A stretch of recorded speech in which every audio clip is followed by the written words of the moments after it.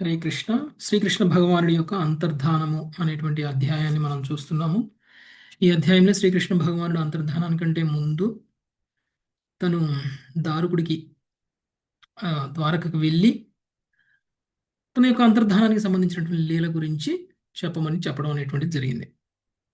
ఆ తర్వాత దారుకుడు అక్కడి నుంచి వెళ్ళడం, దారుకుడిని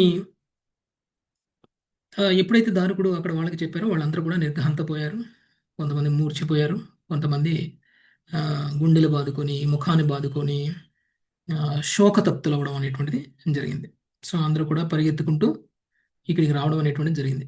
ఎవరెవరైతే మరణించారో, ఎవరెవరైతే శరీరాన్ని త్యాగం చేశారో వారి వారి భార్యలు అందరూ కూడా అక్కడికి రావడం అనేటువంటిది జరిగింది. అయితే మన ఆచార్యులు ఏం చెప్తున్నారంటే, వచ్చినటువంటి వాళ్ళు డైరెక్ట్గా రుక్మిణీదేవి లేకపోతే శ్రీకృష్ణ భగవానుడి యొక్క ఇతర భార్యలు డైరెక్ట్గా రాలేదు. వాళ్ళ యొక్క విస్తారాలు, దేవతలు వారి యొక్క విస్తారాలుగా రావడం అనేటువంటిది జరిగింది. ఇక వారి యొక్క శరీరాలని దహనం చేసినటువంటి సందర్భంలో అదే చితిలో వారి భార్యలు కూడా సహగమనం అవడం అనేటువంటిది జరిగింది. సో ఈ విధంగా వారి వారి భార్యలందరూ కూడా చాలా దుఃఖంలో నిండిపోయి ఉన్నారు. ఇక ఇప్పుడు అర్జునుడి గురించి మనకి తెలియజేస్తున్నారు. సో అర్జునుడు చాలా దుఃఖితుడయ్యాడు ఎప్పుడైతే శ్రీకృష్ణ భగవానుడి యొక్క మరణ వార్తను విన్నారు, అంతర్ధాన వార్తను విన్నారు. అప్పుడు చాలా దుఃఖితుడయ్యాడు. అయితే అర్జునుడికి ఉన్నటువంటి అడ్వాంటేజ్ ఏంటంటే, అర్జునుడు మన ధర్మరాజు ఇద్దరు దుఃఖితులైనప్పటికీ విరహ భావన ధర్మరాజుకి ఎక్కువగా ఉంటుంది. ఎందుకు అర్జునుడికి తక్కువగా ఉంటుంది అని అంటే, స్వయంగా శ్రీకృష్ణ భగవానుడితో భగవద్గీత బోధించబడింది. సో ఆ విధంగా భగవద్గీతలో శ్రీకృష్ణ భగవానుడు చెప్పినటువంటి విషయాలన్నింటినీ కూడా నిరంతరం స్మరించుకుంటాం వలన తనకి కృష్ణుడు తనతో లేడు అనేటువంటి ఒక భావన తక్కువగా ఉంది. అంటే విరహ భావన కొంచెం తక్కువగా ఉంటుంది. ఎందుకంటే వాళ్ళ మాట మనతో ఉన్నప్పుడు మనకి వాళ్ళతో ఉన్నట్లే అనిపిస్తుంది. అయితే మనము గురువుకు సంబంధించినటువంటి తత్వాన్ని కూడా మనం విన్నప్పుడు, శ్రీల ప్రభుపాదుల వారు శరీర త్యాగం చేసిన తరువాత ప్రభుపాదుల వారి శిష్యులందరూ కూడా విరహభావాన్ని వ్యక్తం చేశారు. తన గురువును కోల్పోయినప్పుడు ఒక వ్యక్తి చాలా విరహాన్ని ప్రదర్శిస్తాడు.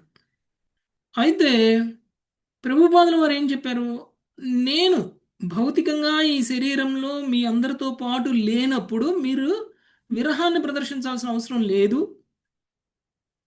నా యొక్క వాణి ఏదైతే ఉందో, నేను మాట్లాడినటువంటి మాటలు, నేను రాసినటువంటి పుస్తకాలు ఏవైతే ఉన్నాయో ఇవన్నీ కూడా మీకు ఎప్పటి వరకు అయితే తోడుగా ఉంటాయో అప్పటి వరకు నేను మీతోనే ఉంటాను అనేటువంటి విషయం చెప్పారు. అంటే గురువు లేనటువంటి సమయంలో గురువు యొక్క ఇన్స్ట్రక్షన్ కనుక మనతో ఉంటే స్వయంగా గురువే మనతో ఉన్నట్లు, గురువు మనతోనే ఉన్నట్లు. గురువు ఎవరెవరైతే ప్రభుపాదుల వారి భాష్యాన్ని చదువుతారో, ప్రభుపాదుల వారి భగవద్గీత, భాగవతం, చైతన్య చరితామృతం ఇవన్నీ కూడా ఎవరెవరైతే చదువుతారో వాళ్ళందరితో ప్రభుపాదుల వారు పర్సనల్గా ఉన్నట్లు.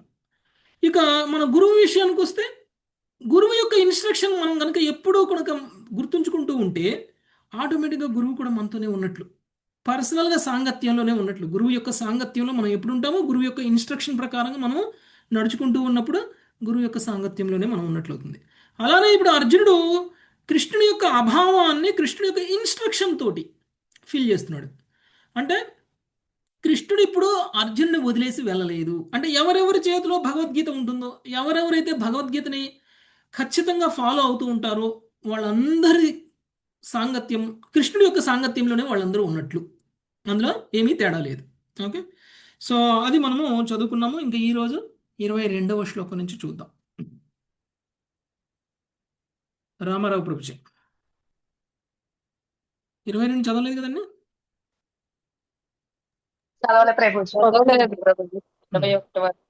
బంధూనాం నష్ట గోత్రాణం అర్జున సాంపరాయికం. రామారావు ప్రభుజీ ఎన్నో శ్లోకం ప్రభుజీ? 22. బంధూనాం నష్ట గోత్రాణ అర్జున సాంపరాయికం. హతానాం కారయామాస యథావధను పూర్వశః. హతానాం కారయామాస యథాన ధనుపూర్వకః. పిదప అర్జునుడు వంశములో మగవారు మిగిలినట్టి మృతులకు యథావిధిగా దహన క్రియను నడిచెను. యాదవులలో ప్రతి ఒక్కరికి అతడు అవసరమైన కార్యములను అనుసరించెను. హరే కృష్ణ ప్రభుజీ. ఓకే, సో యాక్చువల్గా అంతర్ధాన సమయంలో అర్జునుడు అక్కడికి వచ్చారు. యాక్చువల్గా వచ్చినప్పుడే ఆయనకి తెలిసింది శ్రీకృష్ణుడు అంతర్ధానమైంది అనేటువంటి విషయం. వాళ్ళు అనుకోకుండా అక్కడికి వచ్చారు. అది యాక్చువల్గా ఎట్లా అంటే ధర్మరాజుకు వస్తున్నటువంటి శకునాల కారణంగానో లేకపోతే వాళ్ళకి వచ్చినటువంటి ఏవో కృష్ణుడు ఇన్స్ట్రక్షన్ ఇస్తారు వాళ్ళకి కదండి. అంతరంగానే ఇన్స్ట్రక్షన్ ఇస్తారు.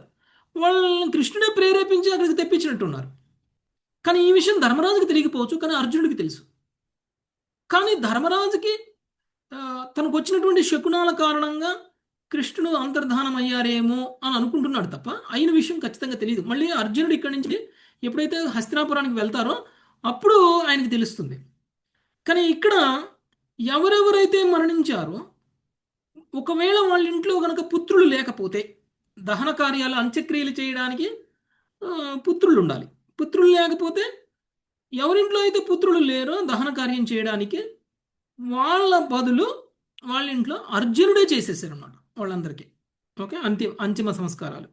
నెక్స్ట్ 33వ శ్లోకం. ఫస్ట్ స్కందంలో చెప్తారు కదా ప్రభు, ధర్మరాజు ఇట్లా అపశకునాలు వస్తున్నాయని అర్జునుడికి చెప్తారు కదా, చూసిరా అనేసి అని అది చెప్తారు అర్జునుడు కదా తిరిగి ఫస్ట్. వచ్చాక అది అర్జునుడు తిరిగి వచ్చాక. నెక్స్ట్ 23 ప్రమీల మాతాజీ. ద్వారకాం హరిణా త్యక్తాం సముద్రోప్లావయత్ క్షణాత్. ద్వారకాం హరిణా త్యక్త్వా సముద్రో ప్లావయత్ క్షణాత్. వర్జయిత్వా మహారాజా శ్రీమద్భగవదాలయం. వర్జయిత్వా మహారాజా శ్రీమద్భగవదాలయం. రాజా భగవానుడు ద్వారకాపురిని త్యజించినంతనే సముద్రుడు కేవలం భగవానుని మందిరమును తప్ప పురమునంతటిని అన్ని దిక్కుల నుండి ముంచివేసెను. భాష్యము. భగవన్నివాసం యొక్క బాహ్య రూపము సముద్రంచే కప్పబడినను ఆ దేవదేవుని నిత్య ద్వారక భౌతిక విశ్వమునకు పరముగా నెలకొనినదై నిక్కముగా భౌతిక సముద్రమునకు అతీతమై ఉండునని శ్రీల జీవ గోస్వామి వివరించింది. ద్వారక దేవశిల్పియగు విశ్వకర్మచే నిర్మితమైనది. సుధర్మ సభ స్వర్గము నుండి గొని తేబడినది. ఆ నగరమునందు రమ్యములు ప్రకాశమానములనైన యదువంశీయులు పలు నివాసములు ఉండెను. వాటిలో పరమ రమ్యమైనది భగవంతుని మందిరమై ఉండెను. మూలద్వారక స్థలము దగ్గరలో నివసించడి జనులు నేటికి సముద్రమునందు ఒక్కొక్కప్పుడు దాన్ని చూచుట తటస్థించునని శ్రీల జీవ గోస్వామి పేర్కొండ్రి. చుట్టతలకు భగవత్ సార్షదులు భగవద్ధామము నిత్యమైనవి. దీని నెరిగిన వాడు పూర్ణ కృష్ణ భక్తి భావనాయుతుడగుటకు యోగ్యుడగును. హరే కృష్ణ ప్రభుజీ. దండోత్ ప్రణామం. ద్వారకాపురిని శ్రీకృష్ణ భగవానుడు త్యజించినారు అనేటువంటి విషయాన్ని తెలుసుకున్న వెంటనే సముద్రుడు కూడా ఉప్పొంగిపోయారు. భగవంతుడి యొక్క మందిరాన్ని వదిలేసి మిగిలినంతా కూడా సముద్రం నీటిలో ముంచేసేశారు. ఓకే, ద్వారకలో సముద్రం నీటిలో ద్వారక మొత్తం కూడా మునిగిపోవడం అనేటువంటిది జరిగిపోయింది. ఎందుకు శ్రీకృష్ణ భగవానుడు మందిరం తప్ప మిగిలినంతా ముంచేశారు? యాక్చువల్గా ఆ మందిరం ఇప్పటికీ సముద్రంలో కనిపిస్తుందంట ద్వారకలో. ఓకే, ఎవరైనా వెళ్తే అందుకనే మనకు అప్పుడప్పుడు ద్వారక సంబంధించినటువంటి ఫోటోలు వస్తుంటాయి కదా, అందులో శ్రీకృష్ణ భగవానుడికి సంబంధించిన మందిరం ఉంటుంది. ఓకే, మిగిలిన ఏమీ కనపడదు. ద్వారకలో ఉన్నటువంటి మిగిలిన విషయాలన్నీ మిగిలిన ఏవి కూడా కనపడవు. సముద్రంలో కేవలం కృష్ణుడి యొక్క మందిరం మాత్రం కనిపిస్తుంది. ఓకే, సో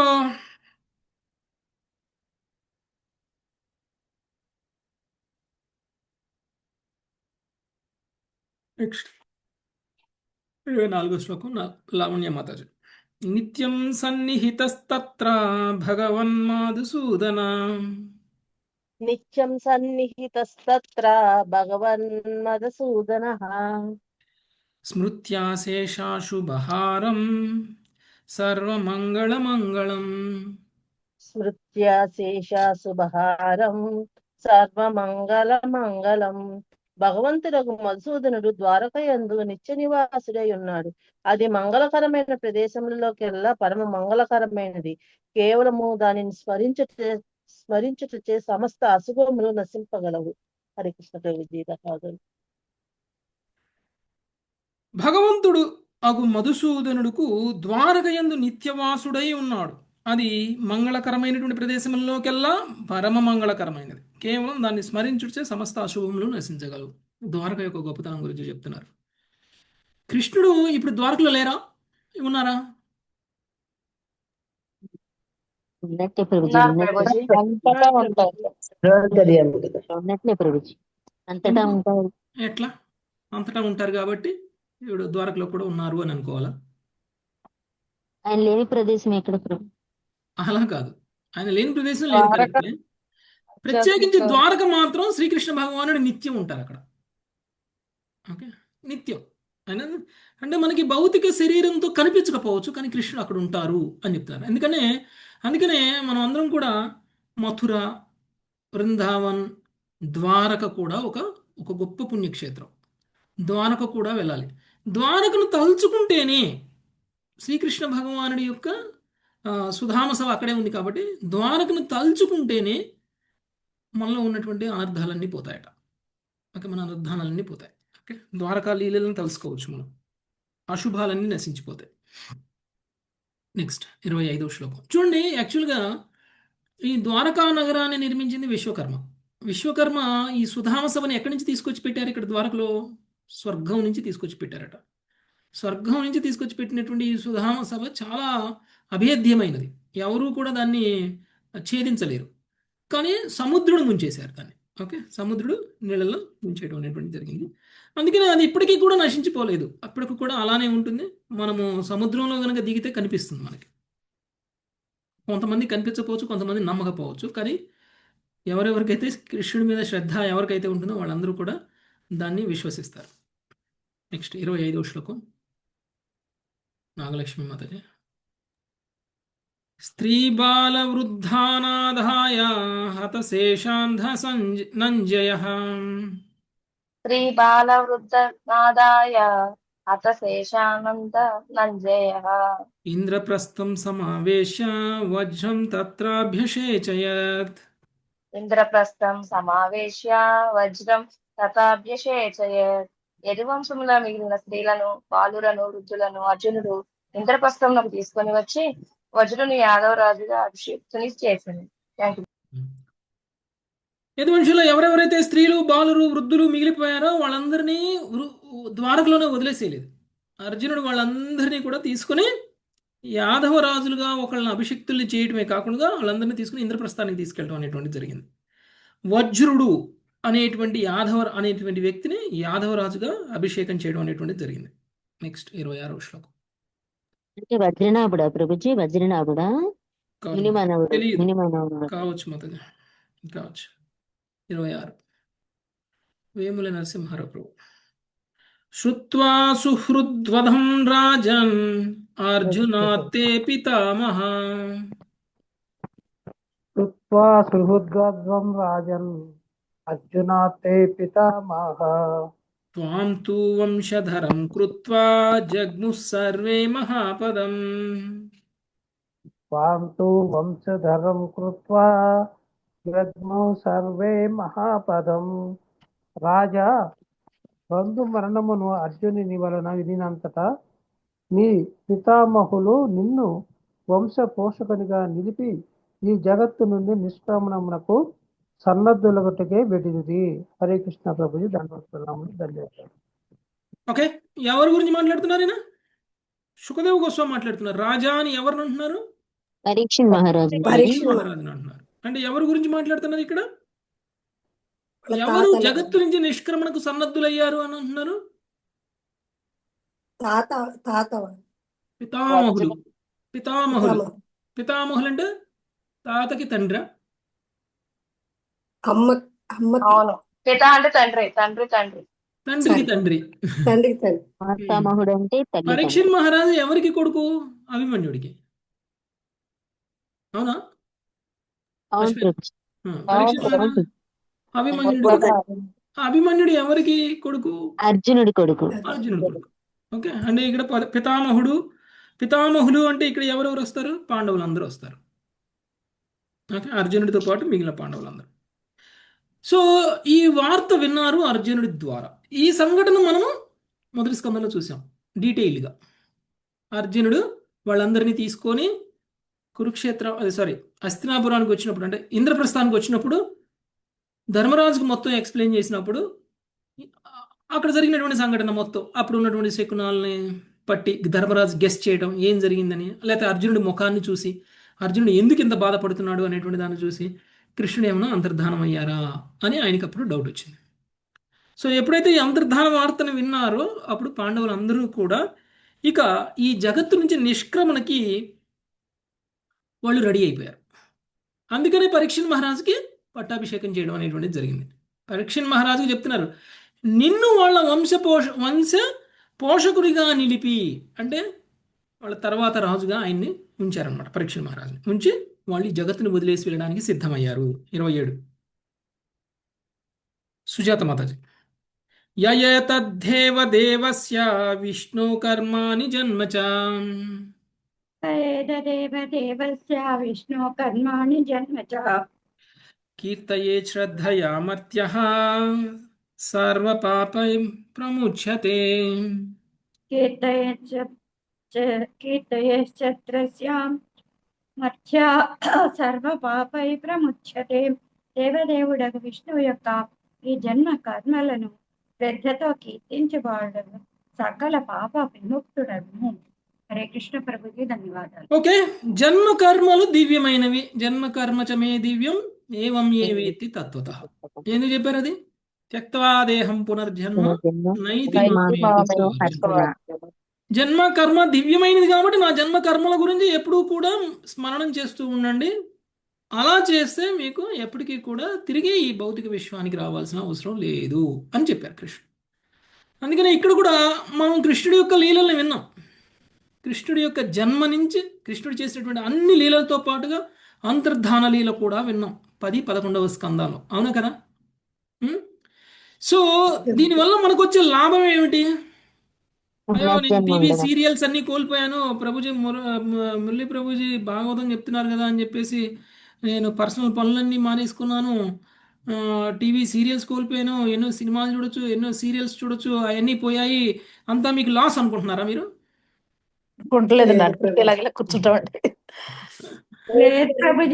శరీరం ఇచ్చినందుకు ఎలాంటి వినాలి అవి విన్నాం ప్రభుజీ. కొంతమంది అనుకుంటే, ఒకవేళ ఎవరైనా చాలా మంది అనుకున్న వాళ్ళు రాలేదనుకోండి, అది వేరే విషయం. చాలా దాకా ఉండరు కదా ప్రభుజీ, మాతాజీ. 11వ స్కందం దాకా ఉండరు, ఎవరు వెళ్ళిపోతారు. అయితే ఎవరెవరైతే 11వ స్కందం వరకు రాలేదో, కొంతమంది 9వ స్కందం వరకు విని 10వ స్కందం నుంచి వినడం మానేసిన వాళ్ళు ఉన్నారు మన దాంట్లో. అవునా కదా? బహుశా వాళ్ళ ఉద్దేశం ఏంటో మనకు తెలియదు. ఏం వింటాంలే, ఇవన్నీ తెలిసిన కథలేలే అనుకుని ఉండొచ్చు. కృష్ణుడి లీలలు, కృష్ణుడి జన్మ ఇవన్నీ మనకి తెలియని, పూతను చంపటం, లేకపోతే కేసిని చంపడం, లేకపోతే కంసుని చంపడం, లేకపోతే ఇతర రాక్షసులు, ఇవన్నీ ఎవరికి తెలియదు మాతాజీ? మీ అందరూ తెలుసలేగా? తెలుసా, విన్నా, ఇంకా వినాలి. తత్వం తెలియదు. ఓకే, తత్వం తెలిసినా తెలియకపోయినా స్టోరీ అయితే తెలుసు కదా. అందరూ తత్వం కోసం ఎవరు వస్తున్నారు? స్టోరీ కోసం వస్తారు కదా. చెప్తే చాలు. అయితే ఈ 1 అవర్ ఎందుకు ఇక్కడ స్పెండ్ చేయడం? ఈ 1 అవర్ స్పెండ్ చేస్తే మనకి ఎక్కడో ఏదో సాధించేది పోతుంది అని అనుకునే వాళ్ళకి ఇక్కడ మనకి ఫలశ్రుతిలో క్లియర్గా చెప్తున్నారు. ఓకే, సకల పాప విముక్తులు అవుతారు. మీరు ఏ పని చేసినా కారు ఇది. సకల పాపాల నుంచి విముక్తులు అవడం అనేటువంటిది మనం ఏ పని చేసినా అవలేము. కానీ కృష్ణుడి యొక్క జన్మ గురించి, కర్మ గురించి, చివరికి అంతర్ధాన లీల గురించి మనం గనక తెలుసుకున్నట్లయితే మన సర్వ పాపాల నుంచి మనం విముక్తులమవుతాం, శ్రద్ధగా గనక మనం కృష్ణుడి యొక్క లీలల్ని విన్నట్లయితే. నెక్స్ట్ 28వ శ్లోకం, సునీత మాత. ఇత్తం హరేర్భగవతో రుచిరావతారా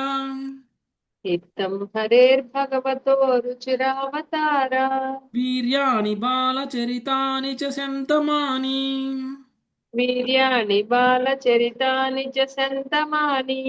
అన్యత్ర చేహ చ శ్రుతాని గృణన్ మనుష్యో च श्रुतानि गृह्णन् मनुष्यो భక్తిం పరాం పరమహంస గతో లభేత. భక్తిం పరాం పరమహంస గతో లభేత. భావం: దేవదేవుడకు శ్రీకృష్ణుని సర్వాకర్షకమైన అవతారముల పరమ మంగళమైన అద్భుత కృత్యములు, అతని బాల్యలీలలు ఈ శ్రీమద్ భాగవతం నందు మరియు ఇతర శాస్త్రములందు వర్ణింపబడినవి. అట్టి లీలావర్ణనలను స్పష్టముగా కీర్తించువాడు పరమహంసల గతి అయినట్టి శ్రీకృష్ణుని ఎడ పరమ భక్తిని పొందగలడు. శ్రీమద్ భాగవతం నందరు శ్రీకృష్ణ భగవాను అంతర్ధానము అను ఏకాదశ స్కందములోని 31వ అధ్యాయమునకు కృష్ణ కృపామూర్తి శ్రీల ఏసి భక్తి వేదాంత స్వామి ప్రభుపాదుల వారి వినమ్ర శిష్య ప్రణీతమగు భాష్యం సమాప్తము. హరే కృష్ణ ప్రభుత్వం. ఓకే, సో ఎవరెవరైతే శ్రీకృష్ణ భగవానుడి బాల్యలీలల నుంచి విన్నారో వాళ్ళందరూ 100% భక్తులు అయిపోతారు కృష్ణుడికి. అది దాని సారాంశం. కృష్ణ భక్తులు అవడం కంటే వేరే ధర్మం ఏమైనా ఉందా మనకి?